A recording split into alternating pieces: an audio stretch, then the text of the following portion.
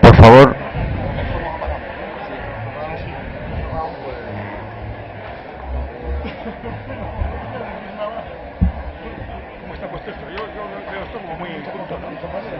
Buenos días.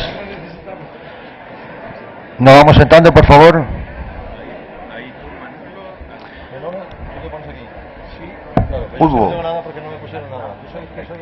Iniciamos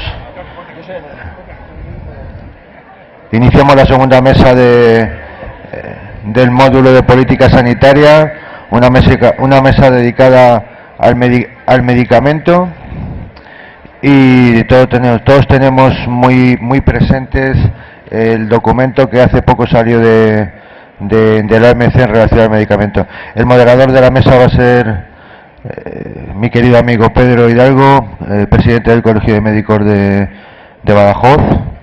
Pedro, muchas gracias. Tienes la palabra.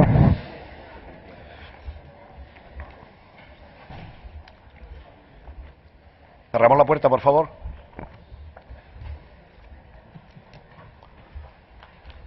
Bien, buenos días.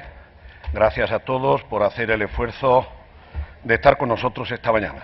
Decirle, en primer lugar, que llevamos 8 minutos de retraso, que me voy a resarcir después. No va a terminar la mesa a las 11:30, sino a las 11:38.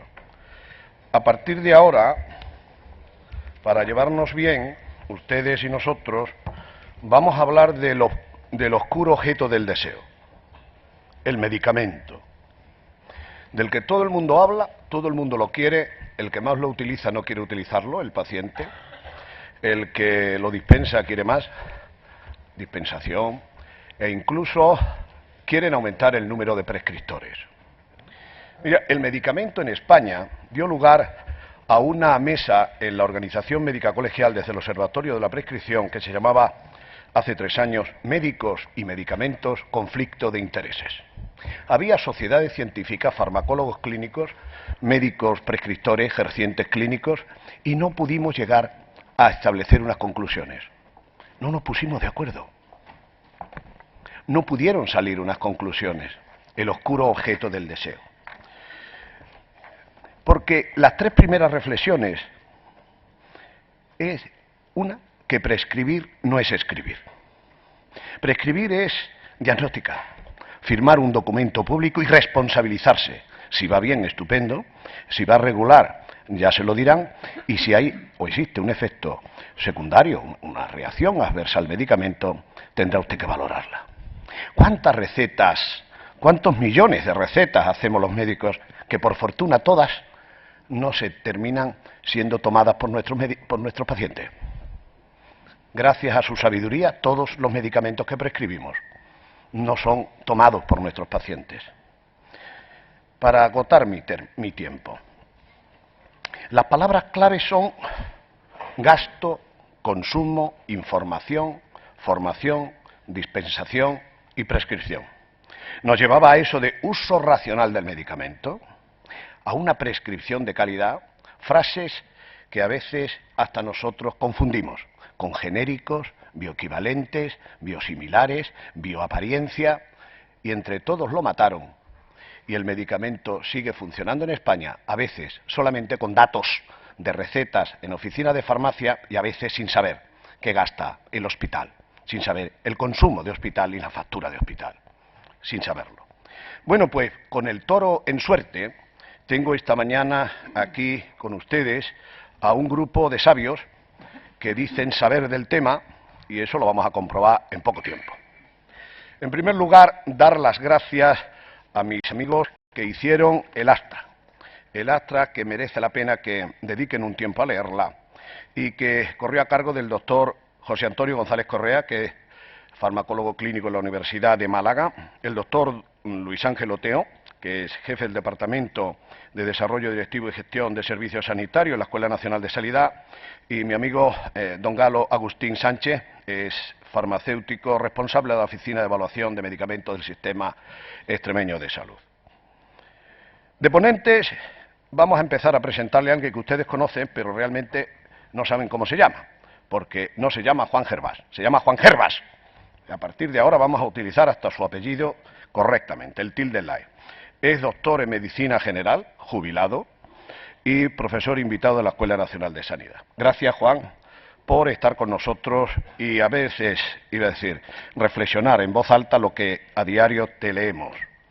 Y está con nosotros el doctor José Luis Poveda. Es farmacéutico, ¿cierto? Es presidente de la Sociedad Española de Farmacia Hospitalaria y director de la área clínica del Hospital Universitario y Politécnico de la FE de Valencia. Ahí es nada. Tenemos también como preguntadores al doctor Manuel Gómez Benito, otorrinolaringólogo, presidente del Colegio de Málaga, a don Isidro Lago, de Málaga no, de Salamanca, al doctor Isidro Lagos, que es ginecólogo, vicepresidente del Colegio de Pontevedra, y al doctor Pep Borrell, presidente del Colegio de Médicos de Huesca, médico de familia. Va a tomar la palabra en primer lugar, ciñéndonos al tiempo, el doctor Juan Gerber. Buenos días. Yo prefiero hablar de pie y que se me vea, y gracias a Dios hay buena luz. Y voy a hablar los 12 minutos que me han dado centrado en el aspecto más clínico de los medicamentos. Los medicamentos, por cierto, son la presentación de lo que llamamos fármaco, y la voz etimológica procede del griego veneno, lo cual ya hace pensar. Y el planteamiento es que los medicamentos son necesarios pero no suficientes. El ejemplo lo tenemos últimamente en África con el ébola. Si realmente consiguiéramos una vacuna y los medicamentos para curarlo, para tratarlo, el problema de la mortalidad en África no habría desaparecido. Aparecería la enfermedad de Marburg, crecería y sobre todo el hambre y la desorganización seguiría. Tenemos un problema parecido en España. En el momento actual, cuando tratamos, por ejemplo, la neumonía de un paciente, está muy bien el tratamiento de la neumonía, pero el paciente probablemente morirá en su casa por frío, por la pobreza energética a la que estamos condenando a muchas familias. De manera que la primera cuestión es que los medicamentos son necesarios pero no suficientes. Hay que verlas en el conjunto social. El conjunto social, por cierto, hay que intentar restablecer una confianza que se está perdiendo respecto a los medicamentos. Los medicamentos son muy frágiles y hay que tener mucho cuidado. Para que nos entendamos también, pongo de nuevo un ejemplo de qué estoy hablando, porque estoy hablando de una cosa concreta. En concreto estoy hablando de movimientos antivacunas. Movimientos antivacunas irracionales que llegan al punto de negar cualquier vacuna. La vacuna no deja de ser un medicamento y hay que tener muchísimo cuidado cómo tratamos a los medicamentos, porque la confianza social, una vez que se pierde, cuesta mucho recuperarla. Y estamos teniendo problemas sociales con los medicamentos. Puedo poner varios ejemplos. El último, el de la talidomida. No puede ser que 50 años después haya triquiñuelas legales para que unas lesiones producidas por los medicamentos no se reparen. Eso destruye completamente la confianza en el laboratorio concreto que los produjo y en general acerca de todos los medicamentos. Tenemos también un problema, lo estamos teniendo, ha salido en el periódico la semana pasada, con la vacuna de la varicela y la presión para que se aplique en normas que no van de acuerdo con lo que ha definido el Ministerio. Esto no puede suceder. O sea, los medicamentos tienen una aplicación y la aplicación está en su ficha técnica y hay una aplicación en el Sistema Nacional de Salud y las cosas no pueden ser a lo loco, porque si vamos a lo loco terminaremos estrellados. Y el tercer ejemplo que quiero poner de problemas sociales lo tenemos con el Tamiflu. El Tamiflu es un medicamento que se ha demostrado con acceso a todos sus ensayos clínicos que no tiene ningún valor, que tiene menor valor que la aspirina. Y la pregunta que se hace en un blog, en una bitácora, un médico es si el Tamiflu tiene un efecto tranquilizante y lo emplea como tal el gobierno, porque es una payasada el tenerlo almacenado. Así que tenemos problemas reales con los medicamentos y sus aspectos sociales. El segundo punto que quiero destacar es que los medicamentos, aun siendo necesarios, hacen daño.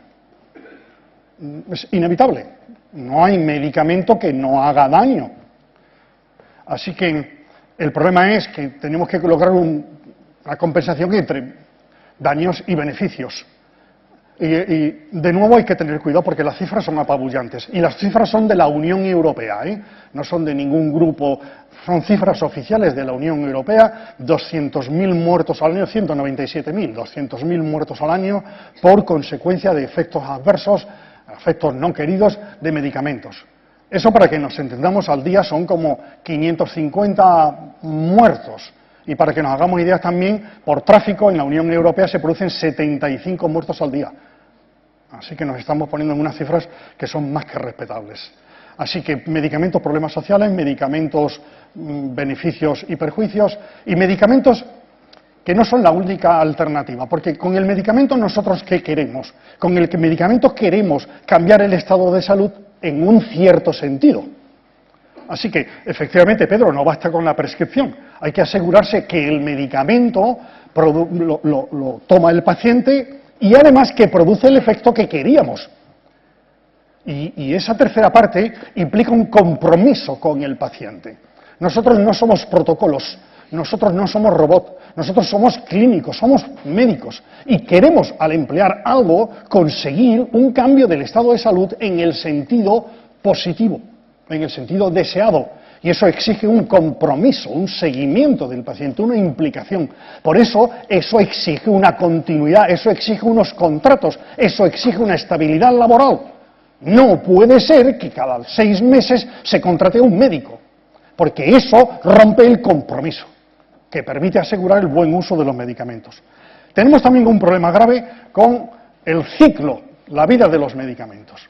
El ciclo, la vida de los medicamentos empieza con la investigación para responder a necesidades de los pacientes.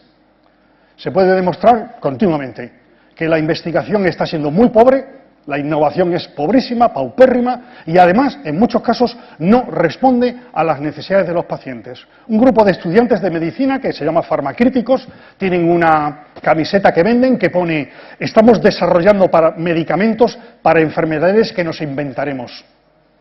De eso hay. Es lo que se llama disease mongering, eso es la creación, eso es una degeneración, eso pierde crédito completamente el sistema productor. Lo pierde también en los ensayos clínicos. Una de las cuestiones básicas es tener acceso a todos los datos de los ensayos clínicos, porque en las publicaciones no son suficientes. Esa es una batalla que se está teniendo especialmente en la Unión Europea y en la que hay un grupo grande, al que entre otras cosas yo pertenezco, que ejerce presión, que quiere ejercer presión porque el Parlamento Europeo tiene que reafirmar, porque los datos que se están negando son, por ejemplo, los datos de mortalidad. Hay un juicio en el momento actual en Luxemburgo de una empresa norteamericana, genética en este caso, que se niega a dar los datos de mortalidad de su producto porque considera que son secreto comercial. Es inadmisible. Si queremos un sistema en el que seamos francos y directos y confiables, necesitamos acceso a todos los datos. Las cuestiones es que, además, van mucho más allá y tienen en el momento actual en España, con las rebajas racionales. Es comprensible que, con crisis o sin crisis, lo que gastemos se ha gastado de la forma más racional posible. Pero las rebajas tienen que ser racionales. Y estamos teniendo problemas con la racionalidad, porque al tiempo que se nos exige determinados controles, se autorizan, mantienen y promocionan medicamentos sin ningún valor terapéutico, como son, por ejemplo, los condroprotectores, que son 100 millones de euros al año. No estamos hablando de una bagatela. Y ya he citado el caso del Tamiflu, su conservación, bueno, Tamiflu Relenza, su conservación, su compra, no se puede exigir a los médicos, porque lo que estamos teniendo es una ruptura de las salvaguardas. Es decir, y este problema enlaza con una cuestión que tiene que salir aquí, y es la trazabilidad. Las salvaguardas aseguran que el médico, cuando emplea un medicamento, el paciente cuando lo toma, está seguro que hay un beneficio esperable, razonable, a costa de un daño no esperable e improbable. Pero esas salvaguardas se están perdiendo. De manera que las salvaguardas en el momento actual, no habiendo trazabilidad de cada envase, podría llevar, en teoría, a que se dispensasen medicamentos falsos, porque son idénticos a los verdaderos. ¿Y quién me garantiza a mí que ese es el medicamento? La distribución, una distribución que está en el momento actual investigada por la Guardia Civil. Necesitamos la trazabilidad. Es incomprensible que tengamos trazabilidad de un filete de carne que viene de Argentina y no tengamos trazabilidad del medicamento que mi paciente cuando lo visita a domicilio está tomando. Tenía que ser tan importante o más. Termino básicamente con el concepto de no estamos solos. Aunque muchas veces los médicos tendemos a sentirnos solos, aislados, poco reconocidos, no estamos solos. Para sorpresa de algunos, hay, por ejemplo, una organización de consumidores, OCU, que son 300.000 consumidores que se asocian voluntariamente, que ha decidido, por ejemplo, con dos organizaciones, una No Gracias, que significa eso, No Gracias no necesita invitación, y Polimedicados, el laboratorio de polimedicados que se dedica a mejorar la prescripción en polimedicados, una campaña que se llama Pastillas las Justas. En Pastillas las Justas lo que se promueve es el buen uso de los medicamentos. Eso incluye algunas cosas que pueden dolernos a los médicos, ¿eh? A mí me pidieron que hiciera un listado de las preguntas que habría que hacerle a un médico cuando prescribe un nuevo medicamento. Y hice 10 preguntas. Muchísimos médicos tendrían dificultades para contestar a ellas, ¿eh? Una pregunta muy sencilla: ¿cuál es el número necesario de pacientes para producir un daño importante?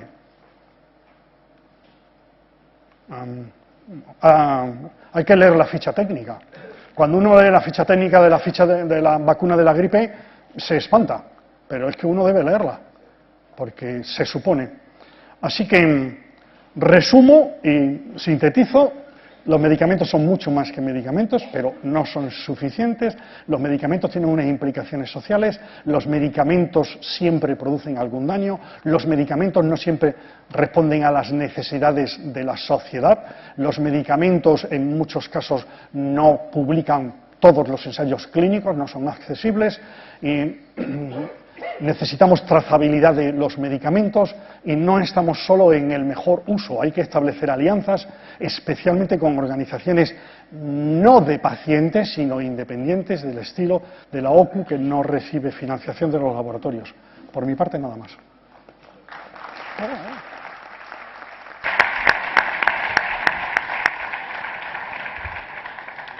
Muy bien, muchas gracias, Juan Gervas, por tus reflexiones. A mí me gusta sintetizar también. Palabras clave: prescripción, compromiso, efecto terapéutico, efectos adversos, valor terapéutico, trazabilidad y lo que podríamos resumir, una píldora para cada problema.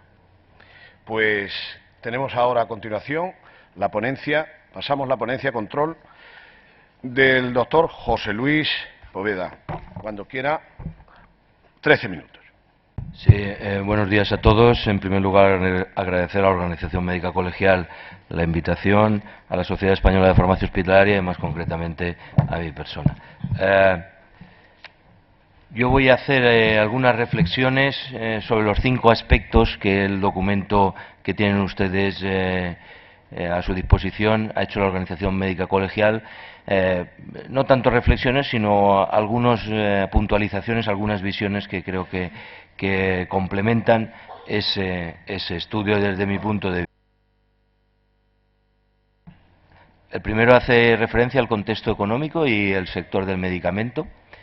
Y aquí yo creo que es evidente la situación que hemos vivido en los últimos años con la disminución, la reducción tan importante en el gasto sanitario, de los cuales una parte fundamental ha tenido su implicación en el entorno del medicamento, ¿no? Ya salían hace poco, estaban saliendo los datos de que aproximadamente el gasto de medicamentos en el país ha bajado del 1,5 del PIB no llega ya al 1%, y por tanto ha habido una disminución muy importante de ese gasto también.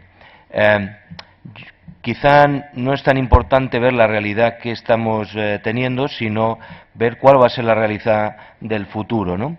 Y aquí hay un análisis que yo les invito a leer del Banco de España, que es un análisis envolvente de datos, un análisis determinista y no paramétrico, que nos habla de cuál va a ser, digamos, el marco en unos escenarios bastante lejanos. Fíjense que habla de los escenarios del 2060, del 2050 y el Fondo Monetario Internacional también del 2050. Es decir, 3 organizaciones que nos están diciendo que la predicción realmente de lo que va a ser el gasto sanitario como porcentaje del PIB no podrá aumentar más de un 1,6. Quiere decir que si estamos en el 9,1 nos vamos a ir en todo caso al 10,7, al 11% en los próximos 40-50 años, ¿no? Por tanto, no se espera tampoco grandes crecimientos o grandes inversiones posibles en el gasto sanitario y, por lo tanto, tampoco parecerá que es posible mayor inversión en términos de medicamentos, por lo menos en esos porcentajes.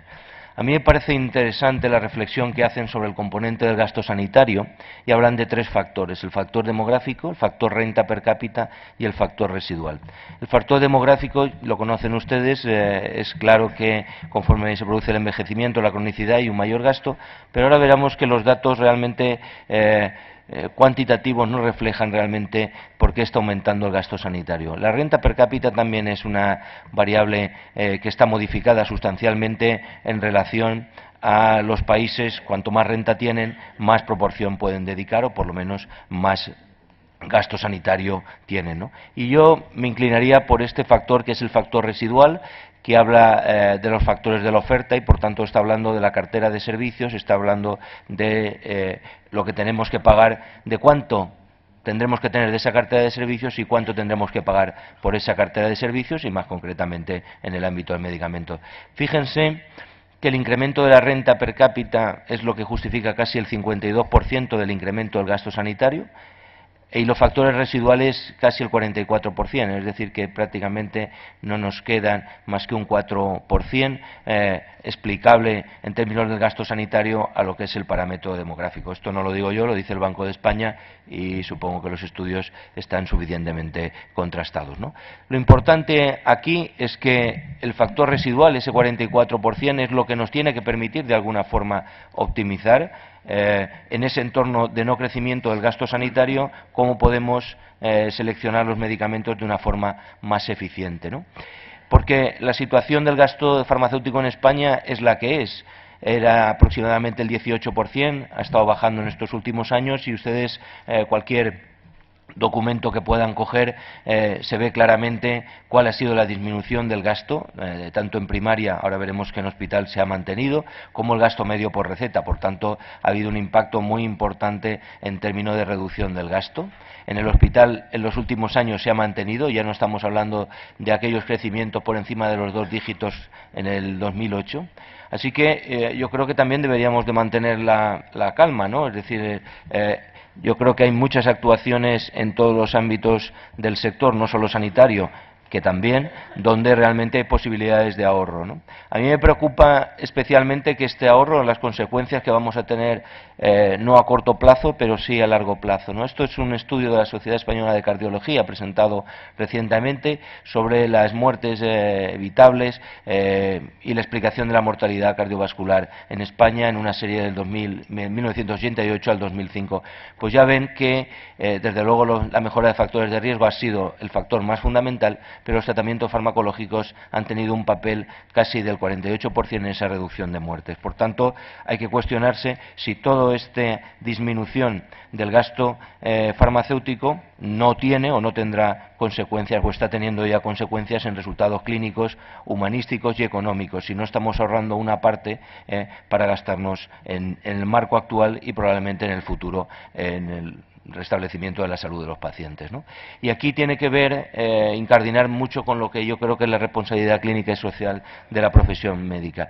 Y permítanme que simplemente haga una referencia a una batalla, la batalla de Trafalgar, que por otra parte no fue especialmente gloriosa para la Armada española. Saben ustedes que en esa batalla nos juntamos con los franceses, y ellos tenían una fórmula que era muy interesante. Tenían bancos potentes, modernos y muchos, ¿no? Yo creo que tenemos en estos momentos probablemente en el ámbito sanitario la mejor tecnología, incluyendo la tecnología, los medicamentos, ¿no? Pero tenían dos problemas.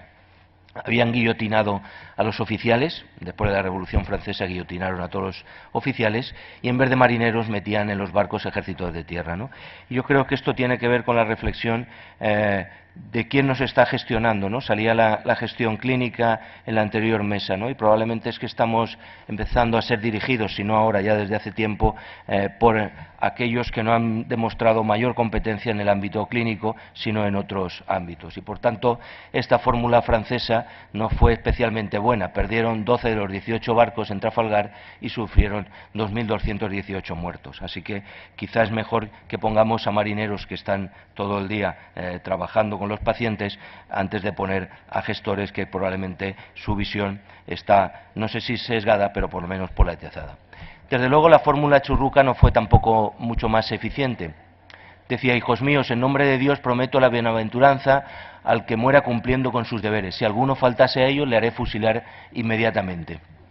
Bueno, ya saben que esto también tiene que ver mucho con el entorno donde nos movemos, donde existe un sectarismo bastante importante y, por tanto, también no es una fórmula especialmente buena, ¿no? Perdieron 10 de los 15 barcos y 1.022 muertos. Bueno, Nelson, que era mejor estratega, simplemente dijo: Inglaterra espera que cada hombre hará su deber, ¿no? Yo realmente creo, a pie juntillas, en la microgestión, y creo realmente que la optimización de la farmacoterapia no vendrá de los gestores, no vendrá del entorno macro, sino vendrá de la microgestión. Y en esa microgestión, desde luego, hay problemas de incertidumbre, de desconocimiento, de presiones externas también y de recursos limitados y oferta de servicios. Pero básicamente tendrá que venir sí o sí con la participación de los clínicos, tendrá que venir sí o sí con mayor autonomía y responsabilidad de los mismos. Y ya se ha hablado de la gestión clínica, no sé si es la solución, pero desde luego creo que forma parte de esa solución. El marco legal, que es otro de los aspectos que el documento refiere, habla del sistema de financiación selectiva. Miren ustedes, este es un país que el marco jurídico no necesitamos avanzar en él. Somos muy proclives a hacer leyes, poco a cumplirlas, pero sí, desde luego, tenemos mucho cuerpo legislativo, ¿no? Y en financiación selectiva no es la ley 16/2012 quien empezó con la financiación selectiva, sino ya se introducían diferentes textos legales con anterioridad. Pero vayamos de la teoría a la práctica. Hasta hace 3 años casi el 97% de los medicamentos se autorizaban y se financiaban. Hace 2 años se está empezando a rechazar casi el 30% de las solicitudes, se está empezando, ya se había desfinanciado, pero ahora se desfinancia más medicamentos incluidos en la financiación pública, que por otra parte algunos se están desfinanciando por voluntad propia de los laboratorios al estar bajando los precios de los medicamentos. Hay una cosa que creo que todos podemos estar de acuerdo, ¿no? Los principios de transparencia en el entorno de fijación de precios pues no parecen como demasiados. Tampoco la metodología es predecible y desde luego es nulamente visible, y uno se da cuenta en cualquier estudio qué es lo que está pasando. Realmente pues hay una heterogeneidad muy clara, ¿no?, en los criterios de coste, eficacia incremental que podemos ver en los diferentes análisis. Este es un estudio que se hizo sobre los resultados de coste-efectividad incremental, donde ya ven que los niveles oscilaban entre 2.000 y más de 61.000 euros por mes de supervivencia global adicional, estamos hablando de tratamientos oncológicos, y entre 2.000 y 661.000 euros de supervivencia libre de progresión adicional. Por tanto, no sé si los modelos son muy predecibles, pero desde luego los resultados no lo son. Seguimos sin tener identificador de un precio sombra, por tanto tampoco tenemos unidad de salud producida por ABAC y por tanto no tenemos umbral. Y como no tenemos umbral, tampoco hemos tenido ocasión de determinar algunos parámetros que podrían modificar este umbral en condiciones o en subgrupos especiales, como han hecho otros organismos como es el NICE. Y la incorporación de la innovación en relación a esto es una incorporación realmente compleja con las estructuras que tenemos, estructuras a nivel nacional, estructuras a nivel regional y estructuras a nivel local, con la proliferación de estructuras para la evaluación y selección de medicamentos que está produciéndose en esos 3 ámbitos, y donde pensábamos que los grupos de posicionamiento terapéutico probablemente podrían dar DUL, o por lo menos homogenizar y armonizar todos estos procesos de evaluación. Lo que nos hemos dado cuenta en la práctica es que se ha producido un retraso muy importante en la decisión del reembolso, también que los criterios no son vinculantes y por tanto esos informes de posicionamiento terapéutico son nuevamente reevaluados en muchas comunidades autónomas y también en hospitales, y no existe evaluación económica, por tanto es difícil un posicionamiento claro. Y en la perspectiva de futuro de la política del medicamento, quizá lo que hay que hacer es ver qué están haciendo en Europa. En Europa realmente las variables que están manejando no son diferentes de las que manejamos en España, aunque realmente los elementos y penetración sí es diferente. Tenemos, desde luego, todos los países han establecido nuevos controles de costes, desde mayor complejidad a menor complejidad. Nosotros, la política de genéricos se ha establecido en España y en porcentaje suficiente como para tener claro que es una política de sostenibilidad clara. Vendrán los biosimilares con un impacto muy importante y estamos empezando a explorar los hospitales, yo creo que alguna comunidad autónoma y menos a nivel nacional, lo que son los acuerdos de riesgo compartido, donde ya ven que otros países han avanzado mucho más. Y ya me quedan 2 minutos para hacer las reflexiones finales. Hablamos mucho de evaluación, pero la selección de medicamentos siguen haciéndola los profesionales, por tanto ahí es donde hay que poner el foco.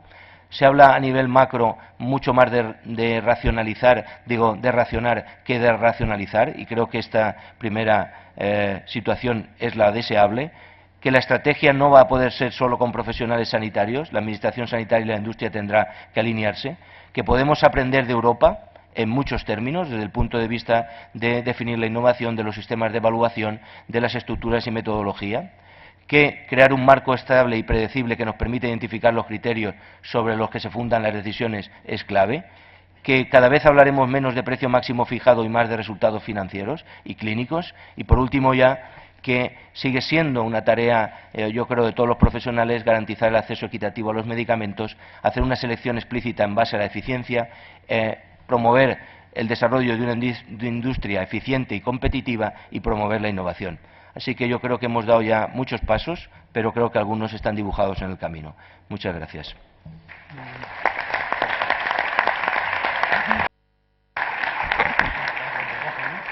Muy bien, muchas gracias. Muchas gracias, doctor Poveda. ¿Me pueden ir pasando las preguntas, por favor? Porque vamos a iniciar, en primer lugar, los preguntadores de la mesa. Vuelvo a resaltar parte de esas reflexiones que hacía el doctor Poveda. Palabras clave: gasto sanitario, gasto medio por receta. Claro, ha puesto la batalla de Trafalgar y lo que más me ha gustado es decir poner a los que saben. Eso en la prescripción se debe decir que debe prescribir. El que prescribe no dispensa y el que dispensa no prescribe. Autonomía, microgestión, medicamentos financiados y excluidos, coste, eficacia, efectividad, genéricos, biosimilares, racionalizar y resultados clínicos. Es decir, lo mismo que pensábamos casi todos, nos lo ha puesto magníficamente en bandeja. Pregunta en primer lugar el doctor José María Borrell Martínez, presidente del Colegio de Médicos de Huesca. Buenos días. Muchas gracias a la organización, en primer lugar, por contar con el Colegio de Médicos de Huesca para esta mesa. Yo lo que tengo que decir, bueno, básicamente ya lo ha tocado el doctor Hervas. Somos médicos de atención primaria y entonces, pues, la visión que tenemos del medicamento es desde ese punto de vista, en donde tenemos en la consulta. Nos pasa, pues, desde el que ha reñido con la novia, estamos asistiendo a una medicalización absoluta de la sociedad, y el que ha reñido con la novia nos viene por la consulta. La que el jefe no le ha subido el sueldo y se siente triste. El que ha visto en la tele que él con un colesterol de 202, pues en la tele le han convencido de que está en grave riesgo de muerte y no quiere renunciar a los pequeños placeres mundanos. Al mismo tiempo, hemos visto cómo el eje del sistema sanitario ha pasado del ambulatorio o del consultorio local directamente al hospital sin asentarse en el centro de salud, como era el objetivo de la reforma de la atención primaria. Y estamos ante una sanidad en la que tratamos a la persona no como un todo, en donde si una parte de la persona enferma a la persona, sino como una suma de compartimentos estancos donde llegamos a olvidarnos de eso, de que la persona es una unidad. Se prescinde en parte del médico general y entre mucha gente se cuidan las enfermedades, pero nadie cuida de la persona enferma. La suma de fármacos que nos creemos imprescindibles va en aumento. Tenemos la estatina preventiva, el hipouricemiante, el antiagregante por el sobrepeso y el tabaquismo, más el AINE para contrarrestar las mialgias de la estatina, el protector gástrico, el laxante, algo para combatir las dispepsias que todo esto genera, más el ISRS por la timidez de la persona. Todo esto ya sin pensar que pueda haber una cifra de glucemia o de tensión arterial que hasta hace 4 días eran normales y ahora... Sí. Acabamos. Conclusión. Cada vez vemos más polifarmacia en donde además, y efectos adversos de estos medicamentos, en donde además no se acepta la supresión del fármaco causante, sino que queremos otro más. E incluso podemos tener problemas judiciales por si nos queremos salir de este circuito. Entonces, ¿hasta cuándo vamos a tener que trabajar en base a indicaciones consensuadas por empresas con intereses económicos en la salud, medios de comunicación a veces mal informando y una administración pasiva, en lugar de trabajar con unos protocolos sin otra base que la científica, en donde el único objetivo sea la salud del ciudadano? ¿Hasta cuándo?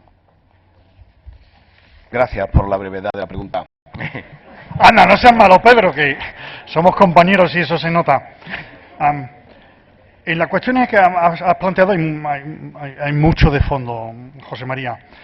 La medicalización no tiene freno, No. Pero también es que la sociedad espera una juventud eterna. La sociedad ha dejado de creer en los curas y además no quiere esperar a morirse para disfrutar de ello. Y la juventud eterna no la podemos dar. Hoy por hoy no entra en la cartera de servicios y aspira a ello. Ese es un problema grave. El segundo tema que ha sacado es la pregunta que es muy importante. El boletín farmacoterapéutico de Navarra, uno de los mejores de España, gratuito y en internet y en papel, y sacó un número muy bueno sobre ¿y si fuera el medicamento? Porque la suma de medicamentos produce efectos adversos tales que hay que preguntarse muchas veces si lo que estamos viendo es ¿y si fuera el medicamento?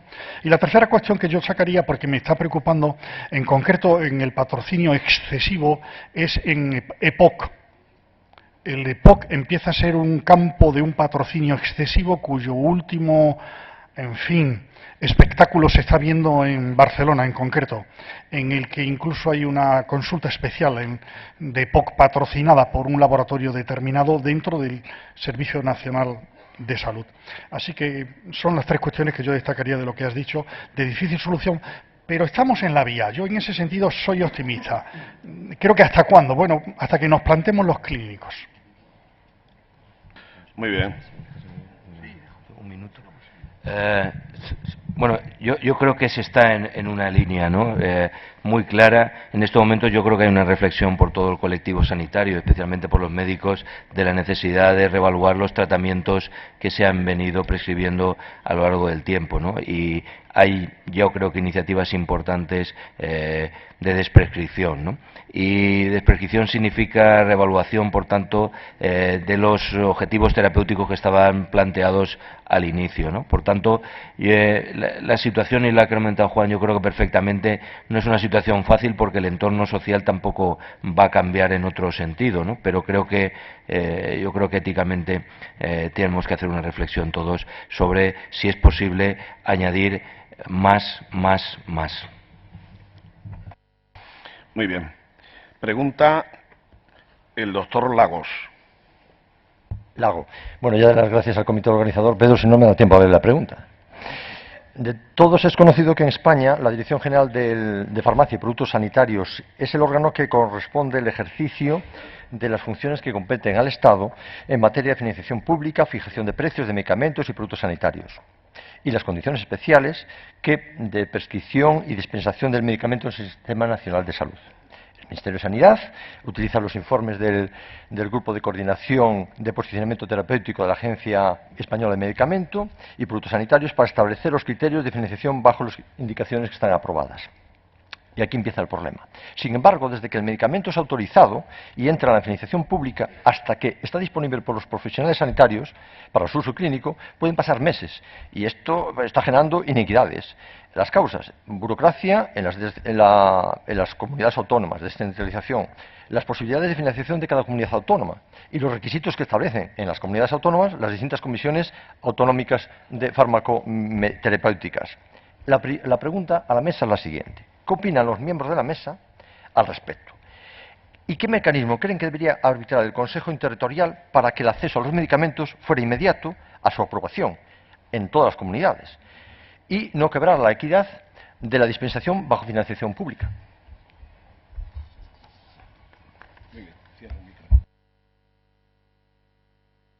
Bueno, la verdad es que el tema es ciertamente complejo. No el diagnóstico, que creo que todos lo tenemos bastante claro, sino las soluciones, ¿no? Las soluciones vienen en el marco que entre todos nos hemos... bueno, el marco que todos hemos creado, y es un Estado de comunidades autónomas donde existe transparencia en la gestión de los recursos sanitarios, ¿no? Y por tanto, en esa voluntad de gestión de los recursos sanitarios hay una intervención clara por parte de las comunidades autónomas, ¿no? En cualquier caso, el marco regulatorio es suficientemente claro para entender que un producto que está en cartera básica de servicios, que además tiene fijado un precio autorizado y financiado, no debería tener ninguna restricción en ninguna comunidad autónoma. Ya sé que esa situación no es la realidad, pero eso no es un problema del marco jurídico, es de la interpretación que cada uno de los agentes está asumiendo de su rol, que son dos cosas diferentes, ¿no? Yo creo que en este país hemos creado muchísimas estructuras, y a veces cuando se crean estructuras después hay que alimentarlas y hay que darles contenido, ¿no? Podía tener un sentido, y a mi juicio lo tenía, cuando prácticamente el 97% de lo que se autorizaba se financiaba, ¿no? No había unos criterios de coste-efectividad, no había una financiación selectiva. Pero en el momento se ha puesto esto, se ha empezado con los informes de posicionamiento terapéutico donde intervienen las comunidades autónomas. El gran reto es si las comunidades autónomas que han creado sus estructuras serán capaces, igual que se produce con la desprescripción, de la desestructuración de las comunidades. Y tengo alguna duda que eso se produzca. Aprovecho que el Pisuerga pasa por Valladolid y te agradezco que te hayas interesado por un problema grave que es la equidad en el acceso. La equidad en el acceso ha señalado uno de los puntos que la dificulta. Yo querría señalar, porque es importante, el Real Decreto 16/2012, que ya ha salido aquí, que excluye a algunos pacientes del acceso al sistema sanitario español, lo que implica también la dificultad para el acceso a los medicamentos. Y no son solo emigrantes, ¿sí? Son también españoles mayores de 26 años que no hayan cotizado, etcétera. Y no quiero dejar de señalar en el acceso a los medicamentos algo que ha escrito Ana de Santiago, una médico de Cogolludo, de Guadalajara, que se resume: en la facultad me enseñaron a tratar con la enfermedad y con la muerte, pero no con la pobreza. Ante ella, ni la tecnología sirve, ni las medicinas curan, porque no se pueden pagar. Este es un problema que yo creo que es importante a la hora de hablar de equidad, hay que centrarlo también en ello. Doctor Gómez Benito. Muchas gracias. Voy a resumir todo lo que pueda, porque yo también me había fijado en el informe de la OMC, y luego coincidiendo en el tiempo, en una entrevista que me pareció muy interesante sobre una persona de la industria farmacéutica. Pero bueno, ahí se deduce una serie de divergencias, de distintas formas de entender el problema, pero me voy a referir a lo que, y digo que ante esas legítimas y no del todo coincidentes pretensiones de la OMC y la industria farmacéutica en temas de tanta envergadura como los que se han comentado aquí, de gestión, de presupuestos, de esto. Dice, al médico de a pie no le suponen dilema alguno en su quehacer diario, y es a lo que yo quería ir a preguntar, o hacerlo en forma de preguntas, porque el médico sí defiende que se haga entender a las partes, la Organización Médica Colegial, la industria farmacéutica, las oficinas de farmacia y el médico prescriptor, que el único que prescribe es el médico. Por tanto, no debiera utilizar la receta oficial, y la trazabilidad, que muy bien ha dicho el doctor Hervas, sería mucho más segura, que tiene que tener libertad para prescribir el medicamento que cree necesario y mejor para el enfermo sin obviar la sostenibilidad del sistema, que no acepta compensaciones económicas de la propia administración por ahorro en la prescripción, que no debiera la industria farmacéutica de apoyar económicamente al médico en reuniones que no sean certificadamente justificadas y cuyo primordial fin sea la formación del médico, cursos, jornadas y congresos serios, y esto simplemente por higiene profesional. Que el usuario sepa discernir entre consulta diagnóstica y terapéutica médica y consulta asistencial, farmacéutica y domiciliaria, como al parecer se pretende. Discernir asimismo de otro cualquier tipo de acto sanitario complementario, importantísimos, pero sanitarios complementarios, labores de enfermería, de control de medicamentos que puedan interferirse, de control de tensión arterial, de protocolos, tan en boca, y pruebas técnicas de las que se deriven aplicaciones protésicas sin controles previos por el especialista correspondiente. Discernir asimismo entre medicina y sanidad, por mucho que parezca esto una barbaridad, pero yo lo tengo muy pensado y a mí no me parece que no se pueda discernir entre medicina y sanidad, naturalmente, con la relación tan directa y tan importante que tienen. Entre actos médicos y actos sanitarios, que nuestros conocimientos de medicina no se van a ver alterados por una mejor o peor sanidad, ni por una acertada o desacertada gestión política, como últimamente se ha querido dar a entender. La pregunta. Todas estas que he hecho ahora. Muy bien, pues haremos una mesa próximamente para reflexionar sobre el tema. Querido amigo, muy bien, pues conteste. Que no, está muy bien lo que has dicho, muchísimas gracias. Es que Pedro, eres riguroso, exigente, duro. Me han puesto para moderar, no me han puesto aquí para felicitaros, que también lo haré al final. Bueno, Manuel, yo me voy a concentrar en dos cuestiones, aprovechando tu pregunta. Una que has centrado, pero ya la ha sacado José Luis, es el gasto ha disminuido, pero ¿ha disminuido el gasto que tenía que disminuir? Porque claro, esa es la pregunta clínica, porque podemos dejarlo en cero, pero se nos mueren los pacientes. Entonces la pregunta no es cuánto ha disminuido el gasto, sino cuánto del gasto que ha disminuido debía disminuir y cuánto del gasto que persiste sigue siendo innecesario o perjudicial. Y eso enlaza con tu comentario sobre incentivos. Los incentivos han salido en la mesa anterior y los incentivos, es que estoy en el momento actual muy sensibilizado con el último incentivo que han puesto en Inglaterra, lo que es Inglaterra del Reino Unido por el Servicio Nacional de Salud, que son 75 euros por cada cabeza nueva con demencia. ¿Se comprende? Cada demencia nueva diagnosticada son 75 euros, con una metodología que está demostrado que no beneficia al paciente. Y los beneficios, los incentivos esos, ¿van a provocar más prescripción o menos? Y termino. Ha sacado también indirectamente cuestiones de honradez.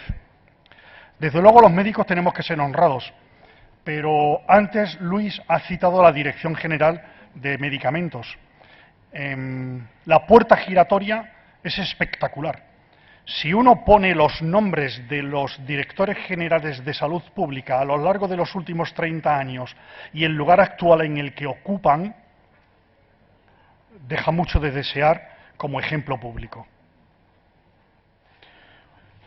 Un minuto, si me dejas.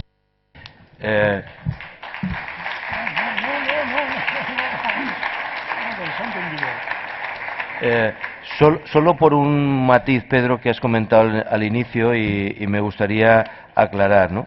Sobre el tema de la transparencia en el gasto farmacéutico en los hospitales. ¿Transparente es? Quiere decir, conocemos todos los días lo que está saliendo para cada paciente, lo que se gasta en cada uno de ellos. Esos datos se envían mensualmente, incluso algunos que tenemos programas online, diariamente a las comunidades autónomas. Otra cosa es si las comunidades autónomas envían eso al Ministerio. Y otra cosa, todavía peor, es si el Ministerio lo publica. Que son tres cosas diferentes. Sí, pero claro, pero no pongamos el foco en si los servicios de farmacia son transparentes. No. El medicamento está perfectamente identificado. Otra cosa es que un país que necesita poner un Real Decreto como el 16/2012 para señalar que las comunidades autónomas en un gasto público le tienen que enviar los datos, es un país que tiene que empezar a hacerse reflexionar sobre el modelo de lealtad que tenemos al Estado.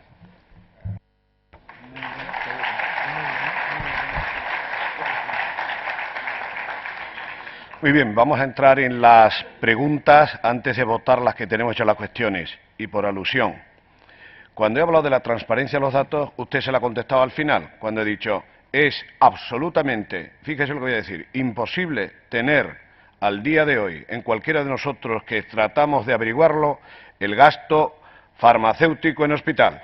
Y reto a quien quiera de ustedes a que lo veamos. Tajante, claro y absolutamente iba a decir verídico. Bien, pues empezamos con las preguntas. En primer lugar, por aquello de darnos un poquito de ánimo, quería una felicitación que nos escriben, algunos nos han firmado, otros no lo han firmado. Dice, no es una pregunta, solo una felicitación a la Organización Médica Colegial por la imagen de independencia de la industria. Ojalá lo imiten todos los colegios y sociedades científicas. Gracias a quien lo ha hecho, si lo ha pensado realmente, nos viene magníficamente, de verdad, porque son momentos especiales. Hay una pregunta estupenda, son todas, pero vamos a aligerar, tenemos 7 minutos, y la dice el doctor Marlaska, con aires del sur, dice, ¿qué pueden decir de los medicamentos de la subasta de Andalucía? ¿Estamos prescribiendo vales con maleficencia? ¿Dónde va lo que nos dicen que ahorramos? Y reflexiona él, ¿acaso se fueron a los seres? Es una pregunta que hace el doctor Marlaska.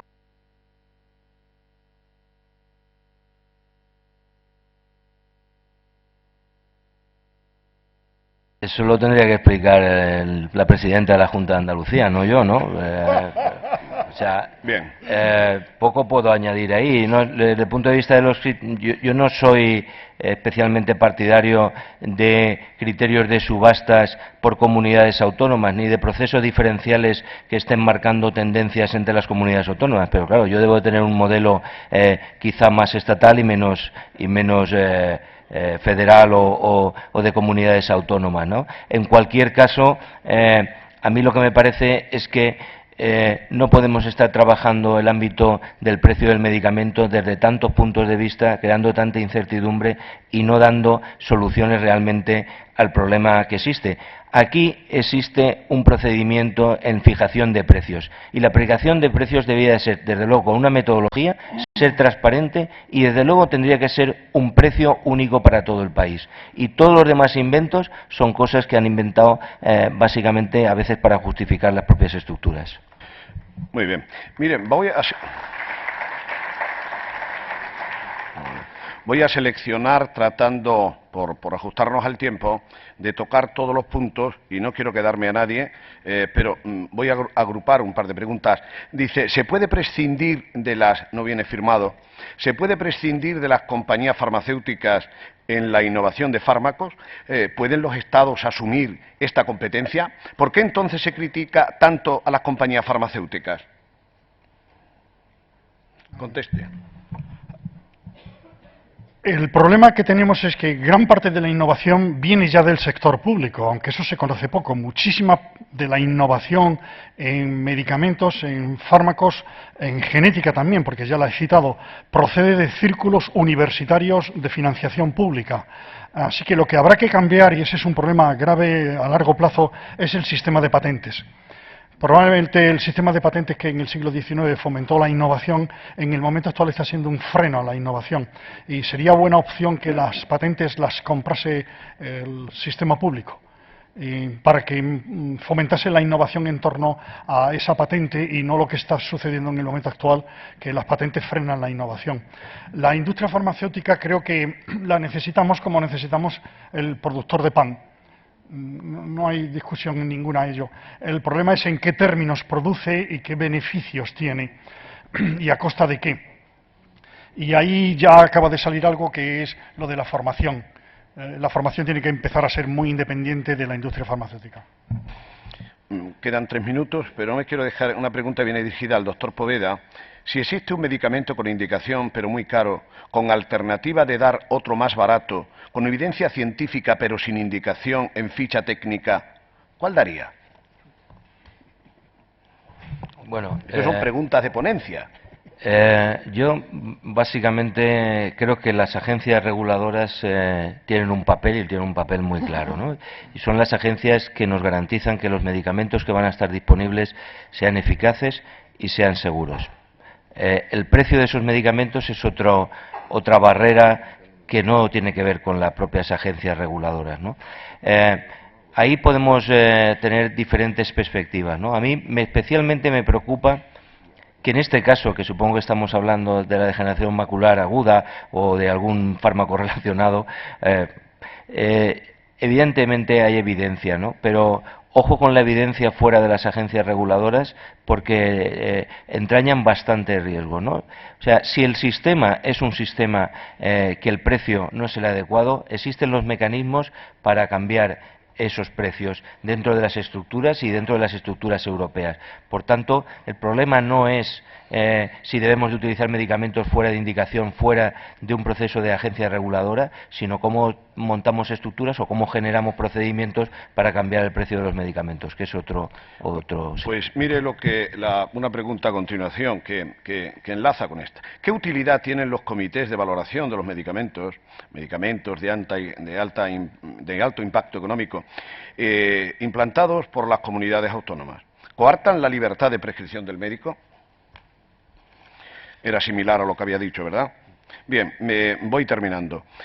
Por tocar de cada tema, dije, ¿qué opinan sobre la intención de los farmacéuticos de seguir a los pacientes crónicos, incluso en visita domiciliaria, la farmacia asistencial, e incluso de la prescripción que quieren adscribirse? Gervas. Yo creo que la oficina de farmacia y en concreto el farmacéutico comunitario tiene un papel que en el momento actual no está cumpliendo y que sería muy importante, y es adecuar los tratamientos que podíamos llamar de prescripción con los de no prescripción. En el momento actual los pacientes están tomando muchísimos medicamentos, fármacos en último término, que no conocemos ni siquiera constan, y van desde los de libre prescripción, de libre dispensación, a medicamentos alternativos que compran en tiendas y demás, pero que pueden tener unos efectos, de manera que estaría bien que se concentrasen en eso. Pues mire. Y no pasaría nada porque en algún caso fueran a domicilio, por ejemplo con pacientes terminales en los que realmente podrían aportar una ayuda. Mire, para una receta del ahorro, a ver, y terminamos. Dice, el medicamento en nuestro Sistema Nacional de Salud es exclusivamente, o casi, proporcionado por la farmaindustria. ¿No creen que podría incluirse, o al menos investigar y dirigir nuestra atención hacia los de origen natural, como plantas u homeopatía? Bueno, no, van a contestar. Sí. Vamos a pasar, por favor, control, vamos a pasar a continuación. Puede intervenir en segundos. Desde luego, hay muchos medicamentos. Unos son los que produce la industria farmacéutica formalmente y una parte de la industria produce medicamentos que podríamos llamar naturales, en el sentido propio del término. Pero la digital no deja de ser un medicamento de origen natural, la morfina no deja de ser un medicamento de origen natural, en fin. La ortiga. Exacto. No. Con lo cual no pasaría nada porque eso se regulase y se estudiase. Implicaría desde luego salir de lo que llamamos pseudociencia, en la que se prometen milagros que no existen. Bien, pues como teníamos 8 minutos iba a decir que empezamos con esa tardanza, tenemos 5 minutos, son 33 para hacer las preguntas de la mesa 4 que vamos a empezar. 1. Tras afirmar el Gobierno de España, por medio del Ministerio de Hacienda, en el Plan de Reformas y Medidas 2015-2016, tienen especial relevancia las medidas en materia de gasto farmacéutico, donde todavía existe un potencial de ahorro. Parece necesario proclamar que solo deberían financiarse aquellos fármacos que generan superiores beneficios clínicos o terapéuticos que las alternativas existentes. Pasamos a votar. De la A a la D, de totalmente de acuerdo en desacuerdo. Supongo que la última no es necesario decirle que sería peligroso contestarla.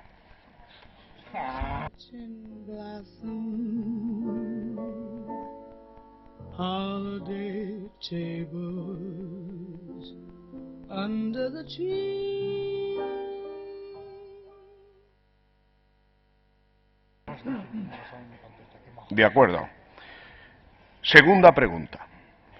Es imprescindible que los médicos recibamos información rigurosa sobre los nuevos fármacos, garantizada de forma inmediata e independiente, con transparencia de las fuentes y valoración de los mismos en base a la evidencia científica.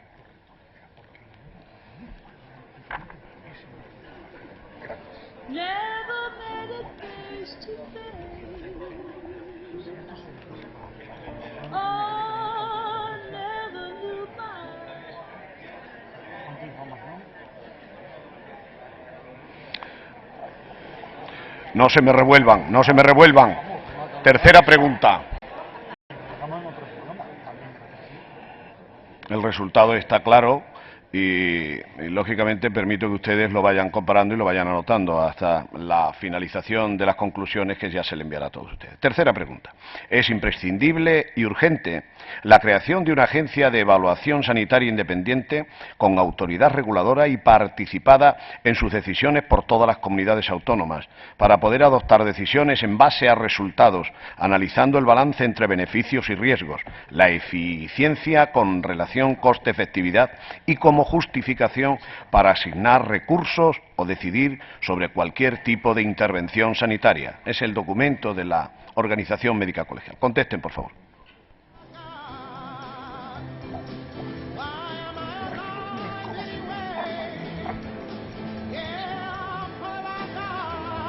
Son 5 preguntas.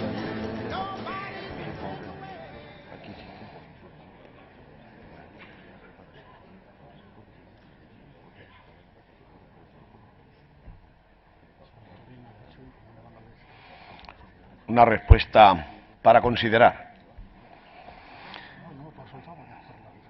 4. Con aquellas tecnologías, intervenciones, medicamentos o productos sanitarios que revelen no ser suficientemente apropiados en razón a su coste-efectividad o riesgo-beneficio, debe procederse a su desinversión reglada por el Sistema Nacional de Salud en base a procedimientos y normas específicas.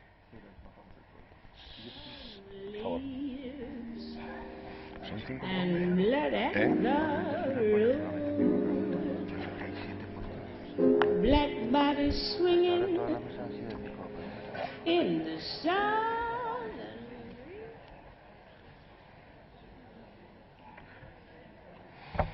Fíjense las conclusiones, que es la base de parte de este congreso, de esta convención, porque el observatorio a veces del medicamento, de la prescripción de la Organización Médica Colegial, a veces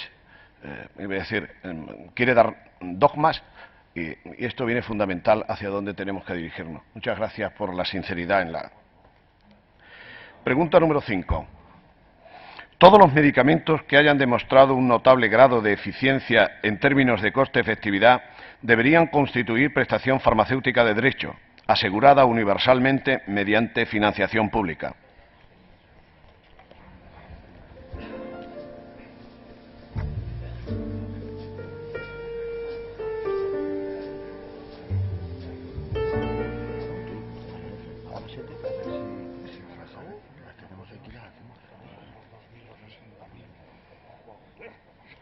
Esos son los resultados. 6. La imposibilidad actual de identificación y seguimiento de cada envase de medicamento tiene múltiples consecuencias, entre las que destaca el aumento de riesgos para los pacientes derivada de la pérdida de control del medicamento a lo largo de toda la cadena, lo que llamamos trazabilidad. Contesten, por favor.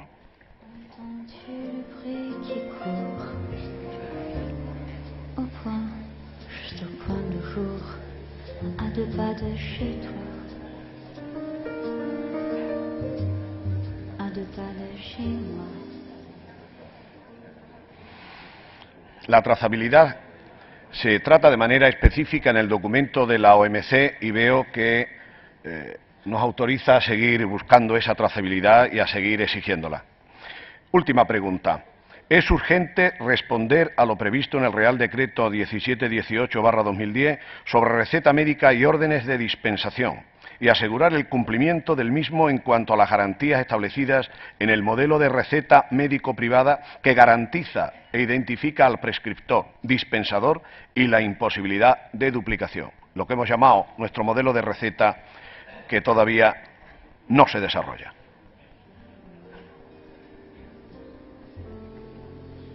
Que la lumière soit